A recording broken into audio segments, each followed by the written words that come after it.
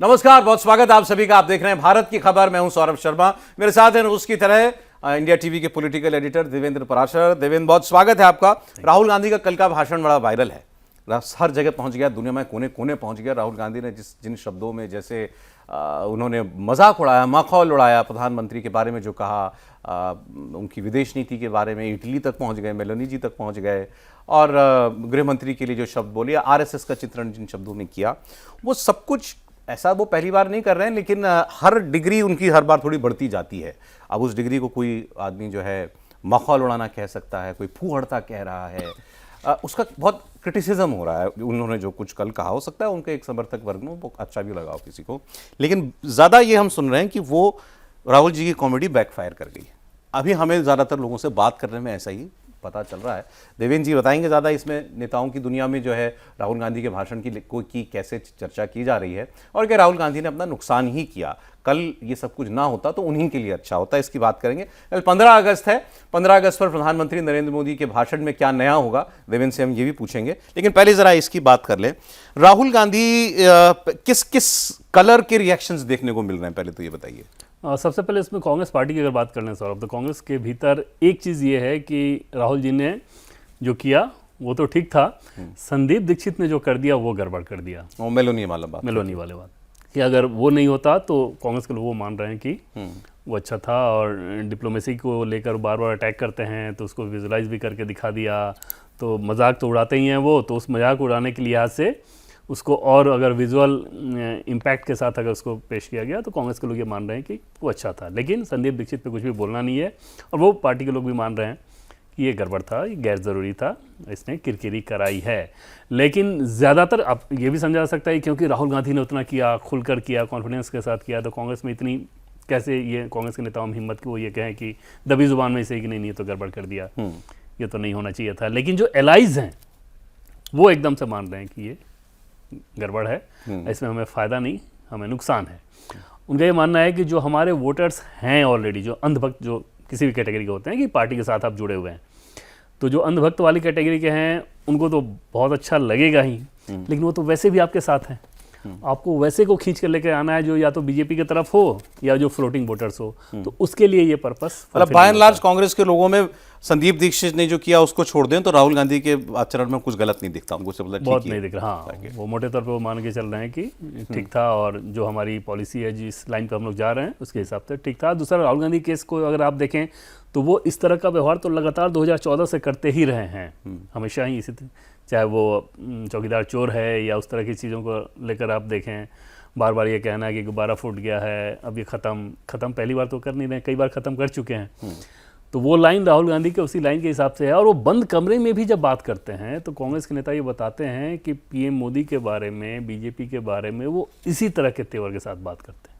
तो करें बंद कमरे में, तो देवेंद्र जी कुछ भी करें, बंद कमरे में तो नरेंद्र मोदी और अमित शाह क्या कहते होंगे उनके बारे में, इससे किसी को कोई मतलब नहीं है। हो सकता है आपको पता हो, बट वो भाई अलग बात होगी ना। पब्लिक में आप क्या करें, पब्लिक में नरेंद्र मोदी प्रधानमंत्री हैं और Rahul Gandhi leader of opposition है।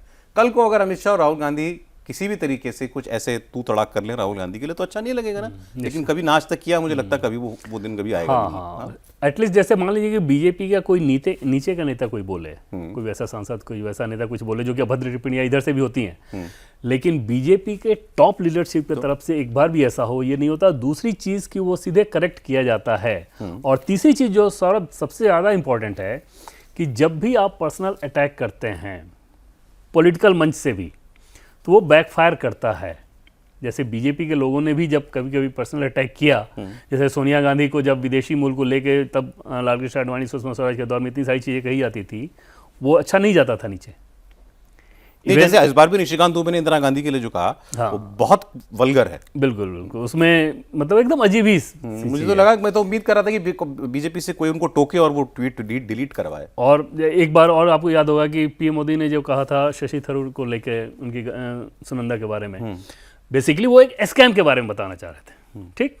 लेकिन उस चीज़ को भी उन्होंने दोबारा नहीं किया। उनको ये समझ में आ गया कि भले ही मैं स्कैम बताने के लिहाज से 50 करोड़ की बात कर रहा हूँ, लेकिन ये ठीक नहीं जा रहा है। 50 करोड़ की गर्लफ्रेंड, हाँ। तो वो तो अगर आप पॉलिटिकल सटायर के साथ जब इस्तेमाल कर रहे हैं तो वो भी अगर ध्यान रखा जा रहा है, तो यहाँ तो पॉलिटिकल था ही नहीं, ये तो सीधे से शुद्ध तौर पर आप पागल बना देंगे। ये कोई राजनीतिक लाइन हम पागल कर देंगे, इनको सोने नहीं देंगे। ये सोता नहीं है, ये नहीं। बट वो ना आपको ना राहुल गांधी, आप ठीक कह रहे हैं, राहुल गांधी ने जैसे अभी आपने मुझे कॉफी में याद दिलाया, कहा था पब्लिक नरेंद्र मोदी को डंडे से मारेगी। तो इस किस्म की बात वो पहले तू और इस सब में फर्स्ट टर्म में जाकर बात करते हैं इसमें, लेकिन कल वाला उस माहौल में, उस सेटिंग में जैसे वो मुस्कुरा कर, जैसे उसको मजा आ रहा हो, जैसे उनको वो मजाक करने में जिस तरीके से कर रहे थे, वो एक अलग लेवल पर था। और जैसे संदीप दीक्षित ने ही जो लाइन बोली सौरभ, उस पर राहुल गांधी का जो रिएक्शन है, जो हंसी उनके चेहरे पे, कुछ देर आप इंजॉय कर रहे हैं, फिर आप ये कह रहे हैं कि नहीं मैं वहां तक अभी नहीं पहुंचा नहीं हूं अभी। मतलब कहाँ तक पहुंचना है आपको, कहाँ तक आप जाना है। दूसरा, वुमेन को राहुल गांधी कितना रिस्पेक्ट करते होंगे, इसको लेकर सौरभ हमेशा सवालिया निशान दिखता है। जैसे कांग्रेस पार्टी कवर करने वाली जो महिला जर्नलिस्ट भी आप देखें, तो जब जब कोई सवाल पूछती, उस दिन पार्लियामेंट में जिसको उन्होंने हड़काया महिला थी, प्रेस कॉन्फ्रेंस में महिला को कुछ पूछ रही है, महिला रिपोर्टर पूछ रही है जो कांग्रेस पार्टी कवर करती है, उस पर भी उनका जो रिएक्शन आता है वो अजीब आता है। शायद वहाँ पर वो मिस करते हैं कि हमको ऐसे इशू को कैसे हैंडल करना है। मिलोनी एक दूसरे देश की प्रधानमंत्री हैं, एक महिला हैं, प्रधानमंत्री ना भी होती, किसी भी महिला के बारे में आप इस तरह के शब्द का सामने से कहा जा रहा है और आप हंस रहे हो, शिरकत कर लिया ना आपने उसी जगह पर राहुल गांधी ये कहते हैं कि no don't talk like this, I don't like this, ये सब नहीं। आप सोचिए फिर राहुल गांधी की छवि क्या होती। अब प्रॉब्लम ये है कि देखें, हमारे यहाँ खास तौर पर हमारे समाज में, हमारे परिवेश में आदमी उम्र के साथ साथ आप अपेक्षा करते हैं कि इसके बात करने का तरीका बदलेगा। हमारे तो इसके पहनावे का तरीका भी बदलेगा, ये भी मानते हैं लोग, इसका बात करने का तरीका बदलेगा, इसका सोचने का तरीका बदलेगा। 50 साल का आदमी 25 साल की लड़के की तरह बिहेव नहीं करता हुआ दिखेगा तो वो ऑड लगेगा, बिल्कुल गलत लगेगा कि ये कुछ गलत है। राहुल गांधी भी 56 साल के हैं, मतलब उनको ये क्यों नहीं लगा कि मुझे थोड़ा और गंभीर दिखना चाहिए? प्रयास ये होना चाहिए किसी का भी कि मैं मैच्योर साउंड करूं ज्यादा। और उसमें सबसे बड़ी चिंताजनक चीज़ सौरभ, आप इस लिहाज से अगर देखें कि 2 साल में 58 साल में अधिकांश रिटायरमेंट होता है भारत में, तो 2 साल में रिटायरमेंट की एज आ जाएगी और 60 साल से अधिक को आप सीनियर सिटीजन वाली कैटेगरी देते हैं। है ही है। तो आप सीनियर सिटीजन जब होने जा रहे हो और तब इस तरह की राजनीति आप कर रहे हैं, इस तरह का आप मतलब क्या ही उसके लिए शब्द का इस्तेमाल किया जाए कि बहुत पॉलिटिकल बात पॉलिटिकल तरीके से हो सकती है, तीखी बात हो सकती है, ये गले मिलना, इन सब चीज़ों की आप उतनी ही आलोचना कर सकते हो, लेकिन उसको एक डिसेंसी के साथ करें। 60 साल का आदमी अपने 60 साल के स्कूल फ्रेंड के साथ कुछ भी बात कर सकता है बिल्कुल, लेकिन 60 साल का आदमी पब्लिक में उस तरीके से बात नहीं करेगा। और 60 साल का व्यक्ति मतलब सीनियर सिटीजन है, और कुछ ही साल में सीनियर सिटीजन हो जाना। संदीप दीक्षित की उम्र तो इनसे ज़्यादा ही राहुल गांधी से, इनसे ज़्यादा है वो, तो वो ऑलमोस्ट रिटायरमेंट वाले एज पार कर चुके हैं, और ये दोनों लोग पब्लिक मंच पे, पब्लिक प्लेटफॉर्म पे आप इस तरह का मजाक उड़ा रहे हो। क्या है ना, इससे क्या चीज़, कौन सी छवि रीइंफोर्स होती है राहुल गांधी की? वो अंग्रेजी दां, बचपन से जो मतलब मूल भारत के कल्चर से बिल्कुल एक अलग, एक इलीट क्लास में पले बढ़े, उसी तरीके से सोचने वाले, जो कोई बार कोई अंग्रेजी, कोई गाली भी है ना, अगर ये तो हम लोग आपस में कई बार बात भी करते होंगे, कोई गाली अंग्रेजी में दीजिए उतनी बुरी नहीं सुनने में लगती है, उसी को हिंदी में देके देखिए जरा। तो वो राहुल गांधी का वो जो है ना, वो इंग्लिसाइज्ड माइंडसेट जो है वो, और वो जो ज़्यादा इंग्लिसाइज्ड आदमी होता है वो थोड़ा ज़्यादा यंग क्राउड को अपील करता है, वो शायद उससे बाहर नहीं निकल पा रहे। कल तो ये लगा मुझे। बिल्कुल सौरभ, और आइसिंग ऑन द केक उनके बिहेवियर के हिसाब से ये हो जाता है कि वो जो सेंस ऑफ इंटाइटलमेंट है ना, मैं कुछ भी बोल सकता हूँ, मैं जानता हूँ, मैं ये कर सकता हूँ, वो ज़्यादा हावी होता नजर आ रहा है। जैसे इटली के केस को ही सौरभ उठाकर देखें तो भारत और इटली का संबंध प्रधानमंत्री नरेंद्र मोदी के कार्यकाल में इन 10 सालों में जो हुआ, उस 12 साल में, और उसके पहले के मनमोहन सिंह के कार्यकाल को देखें तो मनमोहन सिंह के कार्यकाल में भारत इटली का संबंध एक सामान्य इकोनॉमिक एस्पेक्ट पे थोड़े ट्रेड का था, 3-4 बिलियन डॉलर पर एनम, और डिप्लोमेटिक लेवल पे जो कनेक्शन था। 2012 में जब केरल के 2 मछुआरों को इटली के नौसैनिकों ने मारा, उसके बाद संबंध किस कदर ख़राब हुए। फिर वो यहाँ पे कोर्ट में, फिर वो वहाँ पे गए, फिर इंटरनेशनल कोर्ट में वो मामला गया, वहाँ पर आर्बिट्रेशन में वो मामला गया था, फिर कंपनसेशन वगैरह देके किसी तरह से सेटल हुआ। प्रधानमंत्री नरेंद्र मोदी के दौर में देखें तो पहले जैसे सिर्फ व्यापार उठाकर देख लें तो अभी 13-14 बिलियन डॉलर हो चुका है, तो यूपीएस से तुलना करेंगे कितनी बढ़ोतरी हुई है। दूसरा, 2029 तक उसका लक्ष्य है कि 20 बिलियन डॉलर तक लेके जाने का। तीसरी चीज़ कि अब भारत का संबंध, भारत और इटली का संबंध पहले हुआ स्ट्रेटजिक पार्टनरशिप, यानी सिर्फ ट्रेड का मामला नहीं है, वो आपका स्ट्रेटजिक पार्टनर है। Semiconductor, artificial intelligence, defence, Indo Pacific, इन हर चीज़ में आपका वो साझीदार है। और भारत जो आईमैक का जो सपना देख रहा है, India middle east economic corridor, उसमें इटली आपका टर्मिनल बनने के लिए तैयार है। और अभी पिछली मुलाकात में पीएम मोदी और मेलोनी की मुलाकात में तय हुआ है कि इसको बहुत तेजी से वो आगे बढ़ाना है। तो इस तरह के रिश्ते जिस देश के साथ हों, और उसका मजाक आप कहाँ ले जाकर उड़ा रहे हो, गले लगने पे, और मेलोडी समझ के तो गले नहीं लगाया, मैं वहां तक पहुंचा नहीं। ये तो आपने, खैर आप ज्यादा सीरियस हो गए इसको लेकर के। मुझे तो लग रहा है कि मतलब कि राहुल गांधी और वो संदीप दीक्षित, कहाँ उनको तो अंदाजा भी नहीं होगा इसका, जो फैक्ट अभी आपने दिए हैं इसका अंदाजा भी नहीं होगा, पता ही नहीं। लेकिन आप नेता प्रतिपक्ष सौरभ, अगर पब्लिक मन से इस तरह की चीज कर रहे हो, भाई वो दोनों, नरेंद्र मोदी और जॉर्जिया मेलोनी, दोनों की केमिस्ट्री बहुत अच्छी होगी, बहुत सहज होंगे आपस में बात करने में, तभी वो दुनिया भर में जो मीम्स बनते हैं उनको एंजॉय करते हैं, केवल इतना ही है। लेकिन अब आप उसको किसी को, कोई जो है इतने सीनियर पद पे बैठे हुए जो हैं, उसको बिल्कुल बच्चों की तरह लिटरल सेंस में लेकर के मजाक उड़ाने लगे, तो फिर क्या है। और उसमें भी सौरभ अगली है, जैसे आप स्कूल फ्रेंड्स के बीच आपस में करें, दोस्तों के बीच, तो वहां तक चल जाएगा। स्कूल में भी आप किसी अननोन महिला के साथ किसी को जोड़ें, लड़की के साथ किसी को जोड़ें, तो कितना भद्दा वो दिखता था। खैर, मैं तो राहुल गांधी ने कल जो कुछ और बातें की ना, हाँ सॉरी, आप कंप्लीट कर लीजिए। वो बात भी जो कर रहे हैं, जैसे 12 साल की उम्र में इंदिरा गांधी जी ने क्या उनको बताया, वो निक्सन की वाइफ, मैं उसी पर आ रहा था एक्चुअली। कल राहुल गांधी, क्योंकि वो फॉरेन पॉलिसी पर क्यों अचानक बहुत कुछ बोल रहे थे, समझ में नहीं आया, क्योंकि वो सेटिंग वैसी थी नहीं। वो रचनात्मक कांग्रेस एक विभाग है, उसकी मीटिंग में वो थे। खैर एनीवे, उन्होंने फॉरेन पॉलिसी को लेकर 2-3 एनेक्डोट्स भी दिए। इंदिरा गांधी का उन्होंने 2 बार जिक्र किया। पहले तो उन्होंने जो कह रहे थे वो कि देखिए कि फॉरेन पॉलिसी कितनी गंभीर चीज होती है, इसका एक उदाहरण उन्होंने दिया। पहले मोदी का मजाक उड़ाया कि मोदी को केवल गले लगना आता है, उन्होंने संदीप दीक्षित गले लग के दिखाया। फिर ये मेलोनी वाला प्रकरण हो गया। फिर उन्होंने कहा देखिए इंदिरा गांधी ने कैसे फॉरेन पॉलिसी को समझा था, तो उन्होंने कहा कि मेरी दादी प्राइम मिनिस्टर थी और हम लोग सब अमेरिका गए हुए थे, और वो स्टेट विजिट पर थी तो वो व्हाइट हाउस गई, और हम लोग, मैं और प्रियंका बच्चे थे, तो हम लोग वहीं होटल में, उन्होंने बोला घर में रह गए मतलब, लेकिन होटल में होंगे, तो जहाँ भी उनको ठहराया गया होगा। उन्होंने फिर दादी वापस लौटी इंदिरा गांधी, और इंदिरा गांधी ने कहा कि निक्सन हमको बेवकूफ़ समझता है। तो हमने पूछा क्या हुआ दादी, तो उन्होंने कहा कि जिस रंग की साड़ी मैंने पहनी थी, उसकी वाइफ ने भी उसी रंग का ड्रेस पहन लिया था। तो मतलब वो ये बताना चाह रहे थे कि इंदिरा गांधी को इस बात की सेंस थी कि डिप्लोमेसी में विजिटर जो गेस्ट है वो स्टेट विजिट में क्या पहनेगा, जो फर्स्ट लेडी होगी वो क्या पहनेगी, ये सब भी सोच समझ के तय किया जाता है। और उसका ख्याल उस वक्त की फर्स्ट लेडी ने, अमेरिका ने नहीं रखा। वो ये बताना चाह रहे थे। हाँ, मतलब वो ये कह रहे थे कि उनको क्या लगता है, वो इतने मूर्ख हैं कि अगर वो मेरे कलर का ड्रेस अगर वो पहन लेंगी तो मैं उनके दोस्त बन जाऊंगी। मतलब ये संदर्भ पेश करना चाह रहे थे। पहली चीज़ सर उसमें सोचिए कि एक तो दोनों का ड्रेस का कलर आपने देखा होगा, इंदिरा गांधी जी ने जो साड़ी पहनी थी पिंक कलर और वो पीच कलर। दूसरी चीज़ आप सोचिए, मतलब तर्क के हिसाब से ही सोच लीजिए कि इंदिरा जी जब गई होंगी वहाँ पे, तो उन दोनों ने उनको रिसीव किया होगा। व्हाइट हाउस में जैसे आप जाते हैं तो वहाँ जो मेन बरामदा है ना, अंदर जाने के बाद सौरभ, तो वहाँ से ठीक ऊपर स्टेयर्स लगा रहता है, तो कोई भी ऐसे गेस्ट आते हैं तो राष्ट्रपति और फर्स्ट लेडी दोनों वहाँ पर आकर ही रिसीव करती हैं।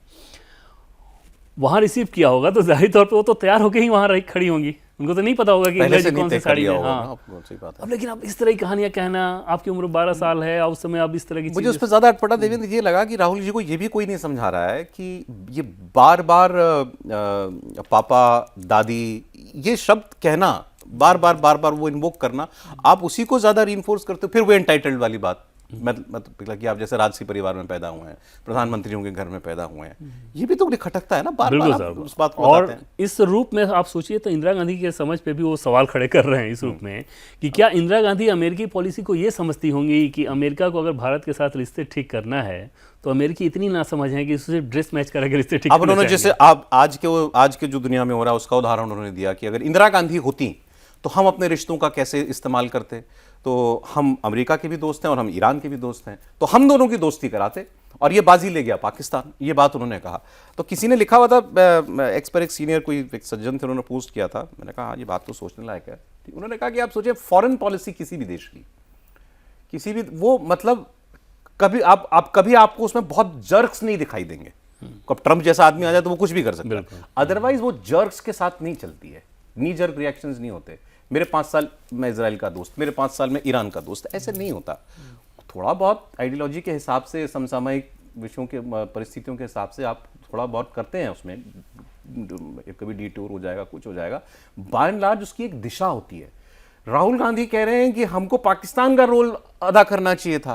ये मतलब बिल्कुल 180 डिग्री उन्होंने सर के बल जो है इस वक्त की फॉरेन पॉलिसी को खड़ा करने वाली बात की है। इससे अधिक विचित्र स्थिति सौरभ क्या हो सकती है अगर ये समझाया जाए कि हमें पाकिस्तान बन जाना चाहिए। भाई अमेरिका का यस मैन पाकिस्तान पूरी दुनिया जानती है। एक्चुअली उन्होंने तुलना कर दी ना भारत और पाकिस्तान की। और क्योंकि ईरान के साथ पाकिस्तान इस लिहाज से कर पा रहा है कि आपका मुस्लिम मुस्लिम कनेक्शन सबसे बड़ी बात, इजराइल के साथ वो कर सकता है क्या? तो भारत अगर ऐसे कंडीशन में अपनी पोजीशनिंग ये रख रहा है कि सभी हमारे देश हैं, दोस्त हैं, इजराइल अगर हमारा दोस्त है तो ईरान भी हमारा दोस्त है, तो अमेरिका भी हमारा दोस्त है, तो रसा भी है, तो उस कंडीशन में आपको ऐसे लफड़े से दूर ही रहना होगा। जैसे भारत सरकार के सौरभ विदेश मंत्रालय के एक बड़े व्यक्ति से मैंने जब शुरू में ही पूछा था कि क्या अपना कोई एक्टिव पार्टिसिपेशन इसमें रहेगा, उनका तुरंत पलटवार जवाब के एक सवाल के तौर पर आया कि जब हम लोग ये चाहते हैं कि सभी हमारे देश रहें, जो देश हैं वो हमारे दोस्त रहें, अपने हितों के हिसाब से हम उनको डील करें, तो फिर दूसरों के लफड़े में हमें क्यों पड़ना चाहिए? हम वहीं तक उसको देखेंगे ना जहां तक हमारे हित पर कोई उसका असर ना पड़ता हो। अन्यथा अगर आप उसमें जाएं तो फिर कहीं ना कहीं आप कॉम्प्रोमाइजिंग सिचुएशन में आ रहे हैं। तो हमने जब अपनी दूरी एक तरह से बना रखी है, रूस यूक्रेन दोनों को हम एक ही कंडीशन में देख रहे हैं, रूस भी हमारा दोस्त है तो यूक्रेन भी हमारा दोस्त है। और ट्रम्प जैसे वॉलेटाइल आदमी के सामने मैं पाकिस्तान के साथ कॉम्पीट क्यों करूंगा? क्यों करूं? मतलब इस पूरे प्रकरण में ट्रम्प के चमचे के अलावा पाकिस्तान मुनीर क्या दिखाई दिया? और बदले में पाकिस्तान क्या क्या ऑफर कर रहा है वहां से?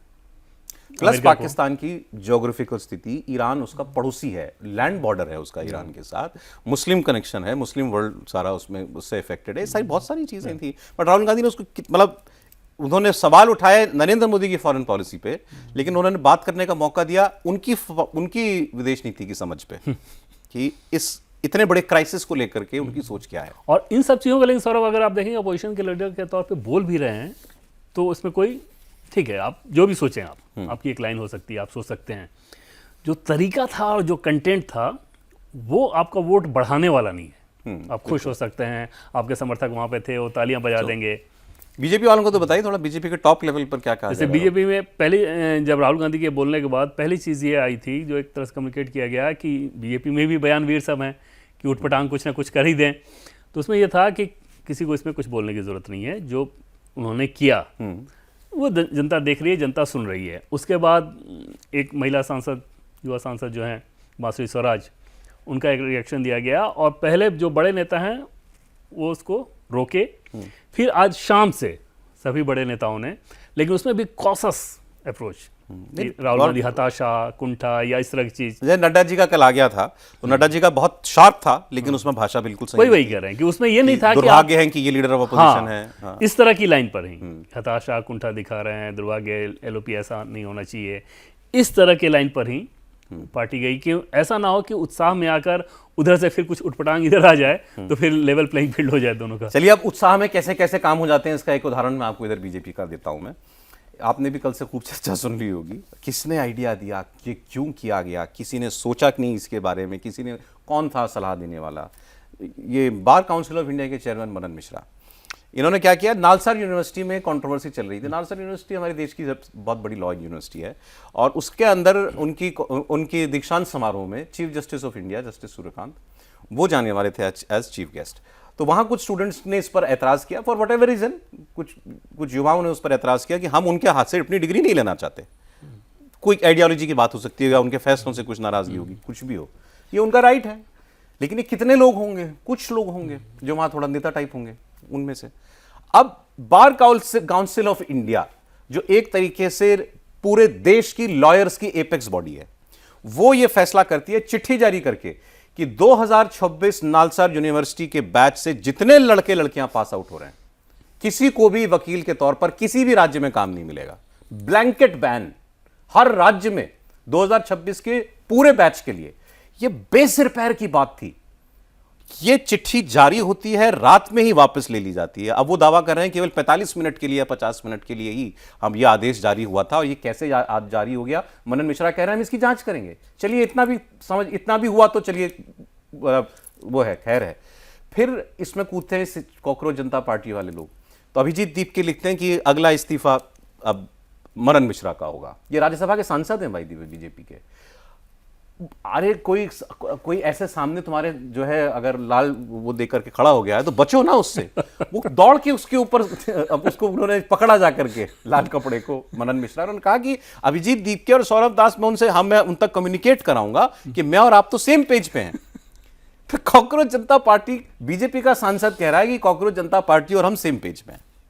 बिल्कुल सौरभ, और फर्स्ट टाइम के राज्यसभा सांसद हैं, बिहार में गोपालगंज से आते हैं वो, और पॉलिटिकली कभी आर्टिकुलेट वो इस रूप में लगते नहीं, लेकिन इस तरह का blunder bar council of India की तरफ से होगा, मतलब ये तो समझ से भी परे था। कि वहाँ कुछ स्टूडेंट्स ने अगर इस बात को कहा कि भाई सीजेआई से हम नहीं लेना चाह रहे हैं, बाकी सबने नहीं कहा था, तो ठीक है, उन्होंने अपनी बात कही, अपनी राय रखी, उसके लिए इस तरह की चीज़ें करना।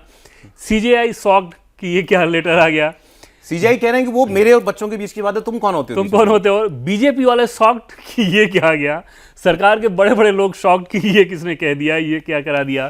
तो एकदम से आप कह सकते हैं कि इस लेटर के सामने आके बाद शॉकिंग सिचुएशन। ये उनका यूनिलैटरल फैसला था कि करने का, एकदम वो अपनी समझ के हिसाब से अपने कुछ लोगों से बातचीत करके उन्होंने ये कर दिया। मतलब मैं कह रहा हूँ ना कि सुप्रीम कोर्ट में बीजेपी के जो लोग हैं, हाँ, अन्य लोग भी, वो भी सदमे में मैंने थे। देखा कुछ एक प्रवक्ता उनके सुप्रीम कोर्ट के वकील हैं, वो हैरान है। वो इसमें अपने बार काउंसिल ऑफ इंडिया, भाई बार काउंसिल ऑफ इंडिया का चेयरमैन उनका भी तो कुछ लगता है ना, सुप्रीम कोर्ट के वो भी वकील हैं, वो भी उनके खिलाफ बोल रहे हैं बीजेपी के लोग। जैसे मैंने बोला ना सौरभ, की सदमे में था लोग कि ऐसा कैसे हो सकता है, और इस तरह की लिटरली अगर आप कहें तो बेवकूफ़ी शब्द का इस्तेमाल करना चाहिए कि ऐसा कैसे कर सकते हो आप, और ये कौन सी समझ आती है। और इतना लॉ की पढ़ाई करने के बाद, इतने साल प्रैक्टिस करने के बाद बार काउंसिल ऑफ इंडिया अगर इस तरह की चीज़ें कर रहा हो, चीज़ों को देखने का नज़रिया आपका अगर ऐसा हो। अपनी तरफ से वो चीफ जस्टिस के मान सम्मान की रक्षा कर रहे थे कि ये कुछ बच्चे चीफ जस्टिस का अपमान कैसे कर सकते हैं।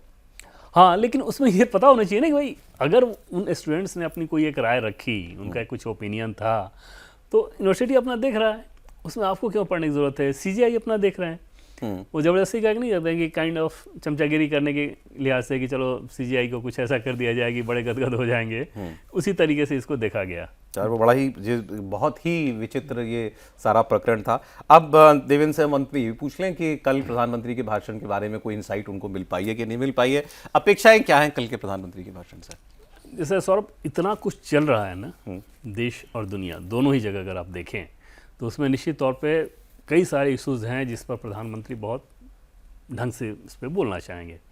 जैसे सबसे बड़ी चीज़ जो कि लगातार एक्सपेक्टेड लाइन पर है ही कि यूथ को लेकर कैसे अगर आप एड्रेस कर रहे हैं। जैसे पिछली बार आपने देखा होगा कि लाल किले के प्राचीर से ही रोज़गार को लेकर कितना बड़ा ऐलान था, 1 लाख करोड़ का उसमें एक अलग बजट का भी प्रावधान किया गया था। तो उस तरह की लाइन को और आगे वो बढ़ाते नज़र आएंगे। महिला तो निश्चित तौर पे वो एक टॉपिक रहेगा ही रहेगा। तीसरी चीज़ की टेक्नोलॉजी, कैसे उसका इस्तेमाल करना है, कैसे हम उसको आगे लेकर जा रहे हैं। आर्टिफिशियल इंटेलिजेंस की बात कर लें, डीप फेक की बात कर लें, तो इस तरह की परिस्थितियों के हिसाब से टेक्नोलॉजी के रोल को, सेमीकंडक्टर वगैरह इन सारी चीज़ों को जोड़ दें, उस पर एक बड़ा फोकस रहेगा।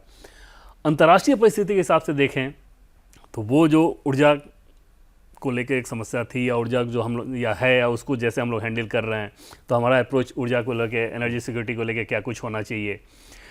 अंतर्राष्ट्रीय परिस्थितियों में भारत अभी कहाँ खड़ा है, आगे कैसे देखना चाहिए। मतलब इस बार के स्पीच को अगर एक लाइन में समझना हो सौरभ, तो ये समझिए कि 2047 का विकसित भारत, पहले वो सपना था कि ऐसा होना चाहिए, अभी कैसा होगा, क्या करना है, किन लोगों को लेकर जाना है, उन सबको दिशा निर्देश के लिहाज से और अपनी लाइन के हिसाब से उस स्पीच को रखना चाहेंगे।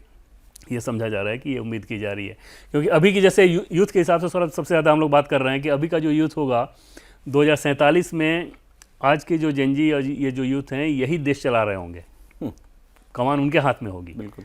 तो उस कंडीशन में ये संबोधन तो निश्चित तौर पे बहुत इंपॉर्टेंट होगा। और एक लाइन के हिसाब से आप समझें तो जैसे ये पहले से कहते रहे कि हाँ, यूथ के लिहाज से क्या मैसेज आ रहा है। सबसे अच्छा, अगर आप पिछले अभी 13वां भाषण होगा ना उनका लाल किले से, आप उनके हर भाषण में देखेंगे आपको, तो हर भाषण में आने वाले सालों के लिए कुछ एक गाइडेंस कह लीजिए या एक रोड मैप, उसका कुछ एक इशारा मिलता है। तो उसमें ये भी देखना पड़ेगा कि कोई एक बड़ी पॉलिसी का ऐलान, एक बड़ा पॉलिसी अनाउंसमेंट उसके अंदर जरूर होता है। बाकी कल पता चलेगा आपको। इंडिया टीवी पर कल सुबह 6 बजे से लगातार आज़ादी के इस जश्न की बड़ी कवरेज लगातार दिखेगा। मैं भी मौजूद रहूंगा, देवेंद्र भी मौजूद रहेंगे। तो सुबह मिलते हैं आपसे देवेंद्र जी। बहुत धन्यवाद। आप देख रहे थे भारत की खबर, आज इतना ही।